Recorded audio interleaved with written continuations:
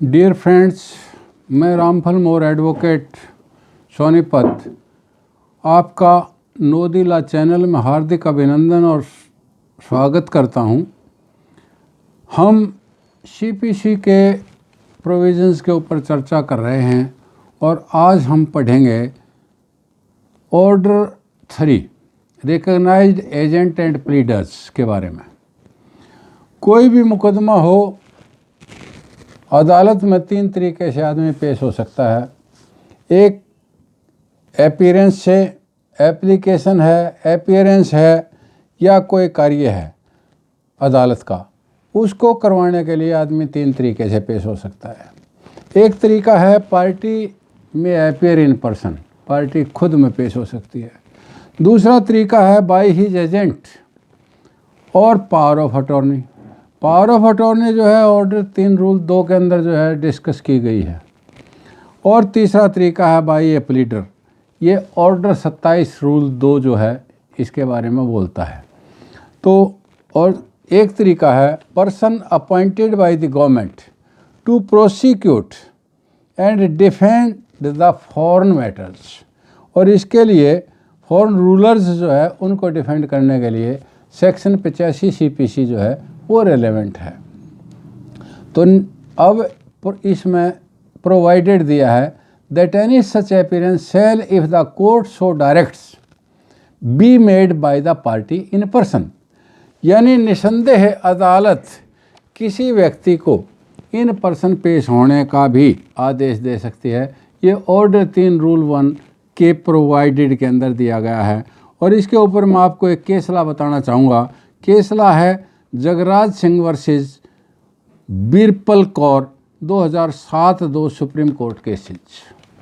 तो आप लोग इस बात को देखेंगे कि सीपीसी को पढ़ने के लिए एक प्रोविज़न को पढ़ने मात्र से काम नहीं चलता, उसके साथ अनेक प्रोविज़न्स को पढ़ना पड़ता है।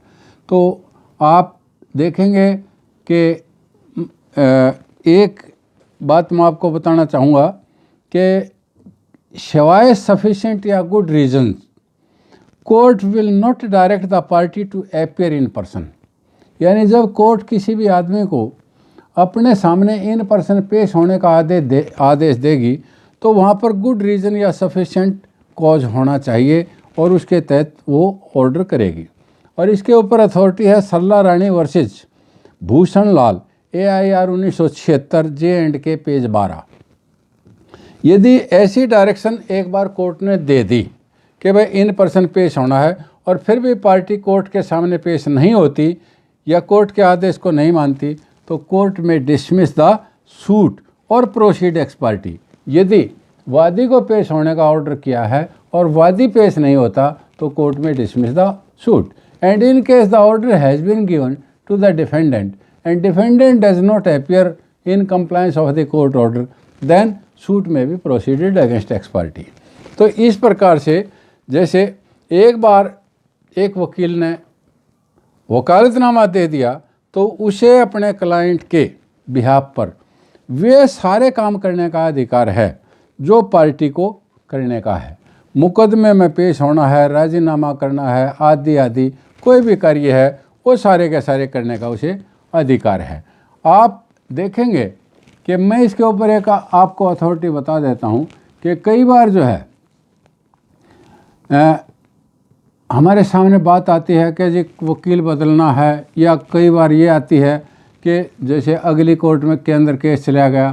तो मैं आपको यहाँ पर ये बताना चाहता हूँ कि even though appeal is there is no need to file the fresh power of attorney, it is up to the higher and highest court. अब जैसे 2011-3 apex court judgment page 367 supreme court का केस है Bakshi Dev Raj versus Sudhir Kumar. और इसके अंदर क्या कहा, order 3 rule 4 के तहत ये अथॉरिटी दी गई है कि counsel duly authorised by vakalatnama, counsel is empowered to continue on record, कब तक, until the proceedings in the suit are duly terminated. Counsel therefore has power to make statement on instructions from the party to withdraw the appeal। meaning thereby मतलब एक आदमी को जब power of attorney दे दी गई तो जब तक वो power of attorney with the consent of the court is not withdrawn, the advocate is competent to make the statement and appear right up to the appeal also. और इसी तरीके से आप देखेंगे कि ऑर्डर 3 रूल 1 में क्या कहा कि पावर ऑफ अटॉर्नी होल्डर जो है उसकी डिपोजिशन के बारे में बात है। तो क्या कहा, power of attorney holder cannot depose in place of the principal. Provision of order 3 rule 1 and 2 empower the holder of the power of attorney to act on behalf of the principal. The word acts implied therein is confined only to acts done by the power of attorney holder in exercise of the power granted to him by virtue of instrument. The term acts would not include deposing in a place and instead of principal.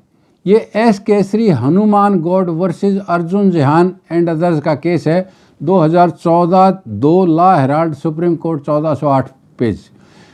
तो इसलिए इसके ऊपर मैं एक आपको दूसरी authority और बताता हूँ कि counsel appearing for party is fully competent to put his signature to the terms of any compromise in interest of party upon which a decree can be passed and such a decree is perfectly valid.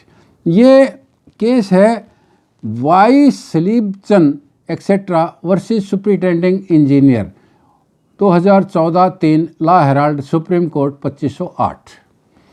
अब power of attorney या वकालतनामा order 3 rule 1 के तहत जो दिया गया है उसके बारे में मैं आपको ये कहना चाहूँगा कि ऑर्डर 3 रूल 4 जो है ना, once the counsel gets power of attorney authorisation by his client is to appear in matter, he gets a right to represent his client in court and conduct the case. यही बात जो है एक authority के अंदर कही गई है।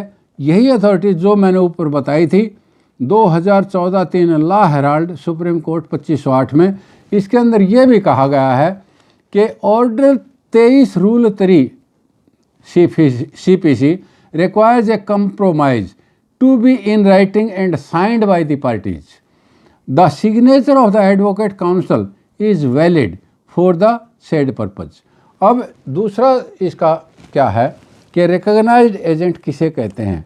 रिकॉग्नाइज्ड एजेंट ऑर्डर 3 रूल 2 के बारे में क्या कहता है, the recognised agent of parties by whom such appearance applications and acts may be made or done are, कौन कौन से हैं वो काम जो मतलब इनके द्वारा किए जा सकते हैं। तो 3(2) के अंदर क्या कहता है कि रिकॉग्नाइज्ड एजेंट कौन कौन होंगे, पावर ऑफ अटॉर्नी होल्डर, वे आदमी जो कोर्ट की जुरिडिक्शन में किसी के बिहाफ पर व्यापार या कार्य करते हैं तो वे पेश हो सकते हैं जब मामला इस ट्रेड या बिजनेस से संबंधित हो और जब तक किसी और को एक्सप्रेसली ऑथराइज्ड न किया गया हो तो वो आदमी भी उसमें पेश हो सकता है। इसके अंदर जो है बहुत क्लियर कट लिखा हुआ है कि person holding power of attorney authorising them to make and do such appearance applications and acts on behalf of such parties. उसके बाद अगला है पर्सन कैरिंग ऑन ट्रेड और बिजनेस फॉर और in the names of the parties not resident within the local limits of the jurisdiction of the court within which limits the appearance application or act is made or done in matters connected with such a trade or business only where no other agent is expressly authorized to make and to do such appearance application and act। यानी कारोबार का मालिक जो है वो बाहर रहता है तो जो मौके के ऊपर काम कर रहे हैं they people have the right to appear on his behalf up to an expressly जो है कोई और ऑथराइजेशन किसी अन्य की ना की गई हो। तो अब हम ऑर्डर 3 रूल 3 को देखते हैं। Service on recognised agent is sufficient and effectual, यानी जब किसी रिकॉग्नाइज्ड एजेंट के ऊपर सर्विस की जाती है तो वो सफिशेंट और इफेक्चुअल मानी जाएगी। और Punjab and Haryana high court ने तो अमेंडमेंट की है इस बिंदु के ऊपर कि, और उसके अंदर क्या कहा गया है कि process served on the recognized agent or on an advocate of the party shall be effectual if he the same had been served on the party in a person unless the court otherwise directs।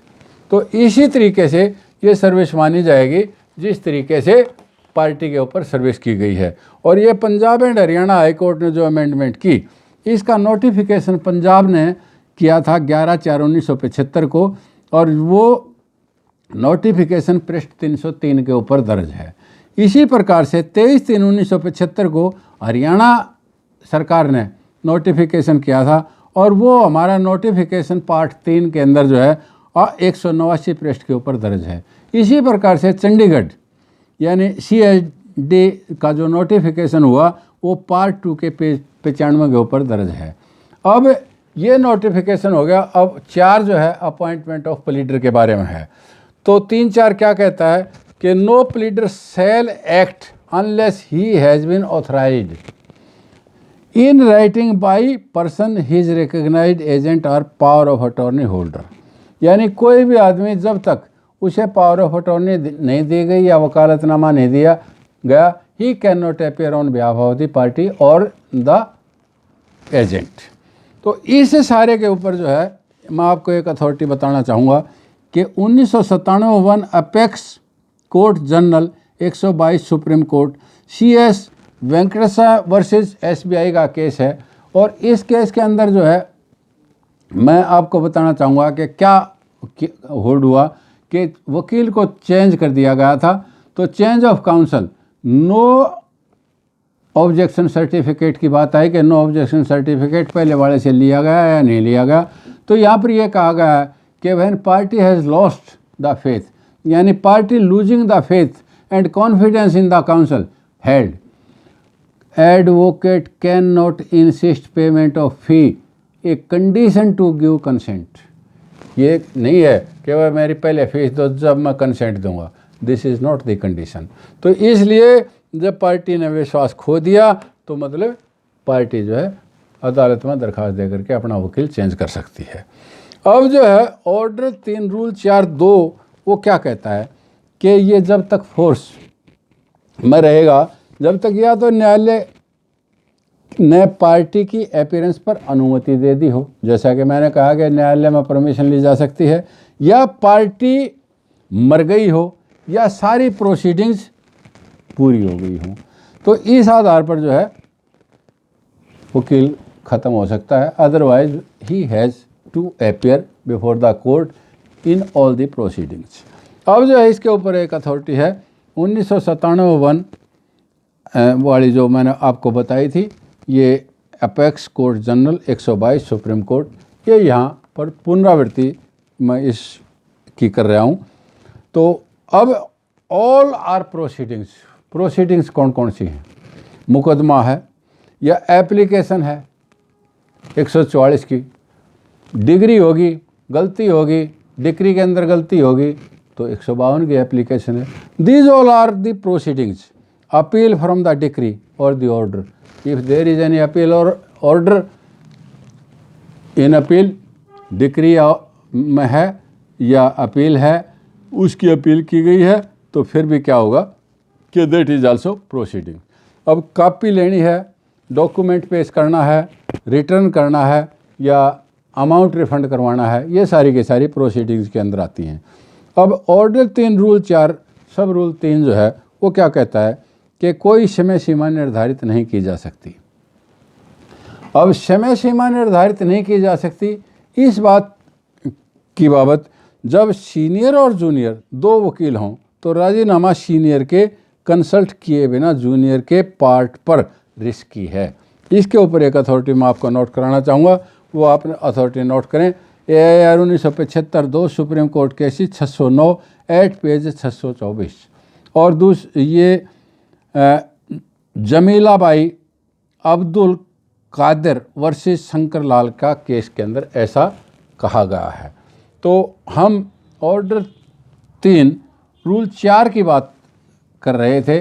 अब order 3 rule 4 में ये बात कह दी गई, तो इसके बाद जो है अब हम 5 की ओर बढ़ते हैं।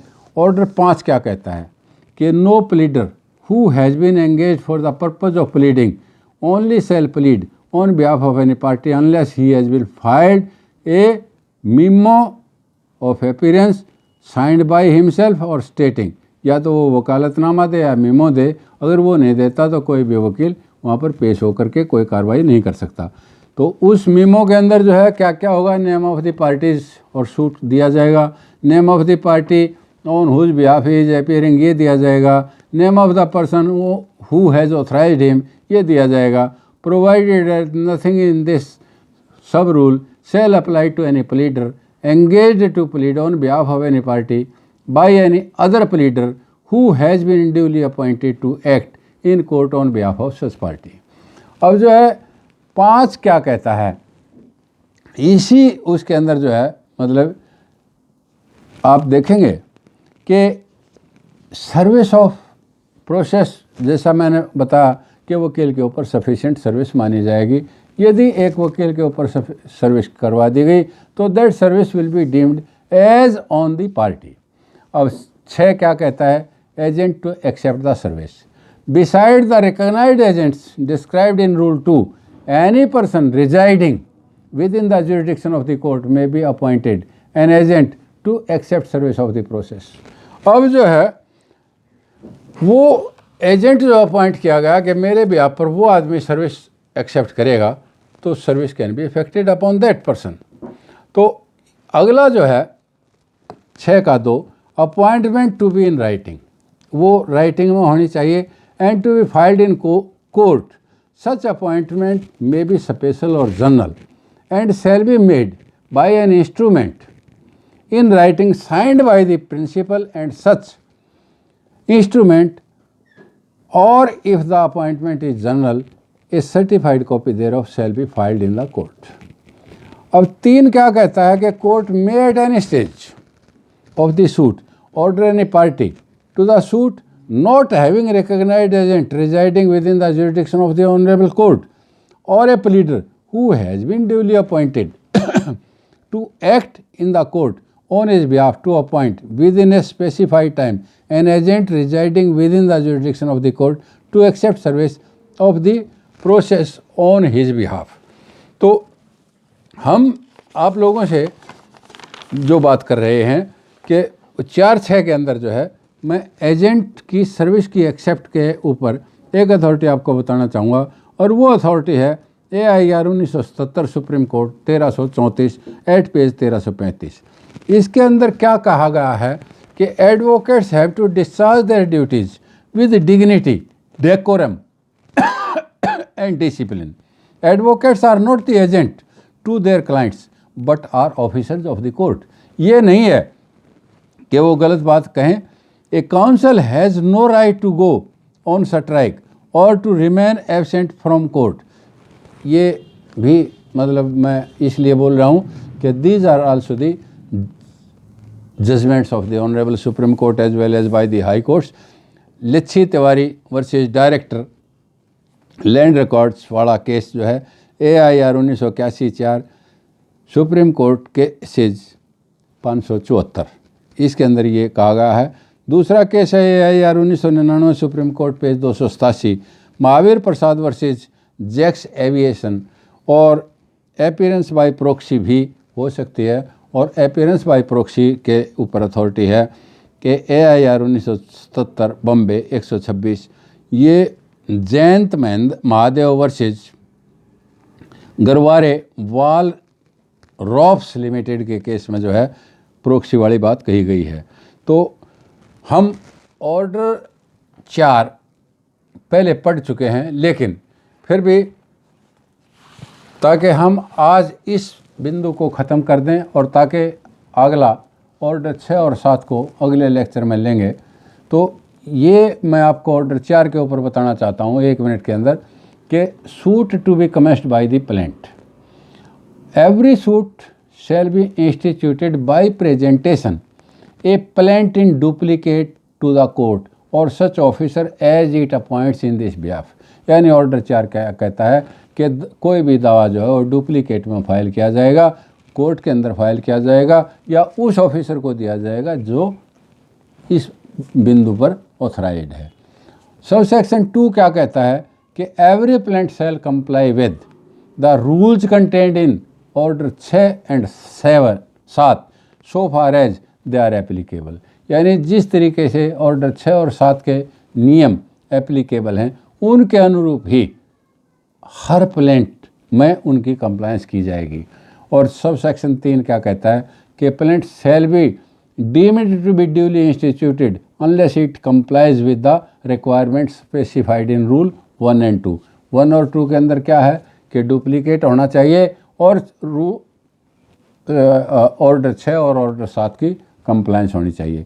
अब दूसरा जो है इसके अंदर एक सब सेक्शन 2 है कि रजिस्टर ऑफ सूट्स जो है ना कि court shall cause the particulars of every suit to be entered in a book to be kept for purposes and called the register of civil suits, यानी हर न्यायालय जो है सिविल सूट्स का एक रजिस्टर मेंटेन करेगा, उसके अंदर सारे पर्टिकुलर्स दर्ज किए जाएंगे और such entry shall be numbered in every year.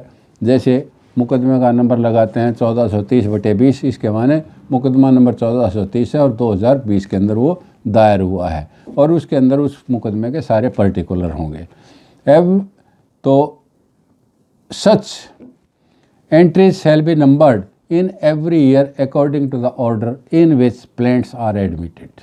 तो आज इतना ही मैंने आपको आज ऑर्डर 3 और ऑर्डर 4 के ऊपर बताया। मुझे आशा ही नहीं विश्वास है कि आपको ये समझ में आया होगा और आपको अच्छा लगा होगा। यदि आपको अच्छा लगा तो आप चैनल को सब्सक्राइब करें, लाइक करें और इन्हीं बातों के साथ मैं अपनी वाणी को विराम देता हूँ। जय हिंद।